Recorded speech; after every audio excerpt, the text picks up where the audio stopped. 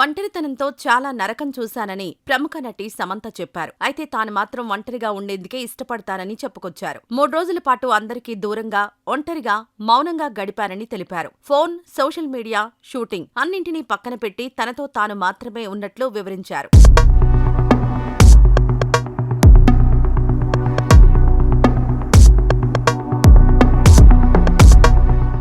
3 రోజులు మాత్రమే కాదు, ఎన్ని రోజులు ఉండమన్నా అలా ఉంటానని పేర్కొంటూ ఇన్స్టాలో పోస్ట్ పెట్టారు. మీరు కూడా ఇలా ఉండడానికి ప్రయత్నించండి అంటూ తన అభిమానులకు సూచించారు. మనతో మనం ఒంటరిగా ఉండడం కష్టమైన విషయాల్లో ఒకటి, భయంకరమైంది. కానీ ఇలా మౌనంగా ఉండడాన్ని నేనిష్టపడతాను. మిలియన్ సార్లు ఇలా ఒంటరిగా గడిపానని చెప్పి ఉంటాను అంటూ పోస్ట్లో వెల్లడించారు.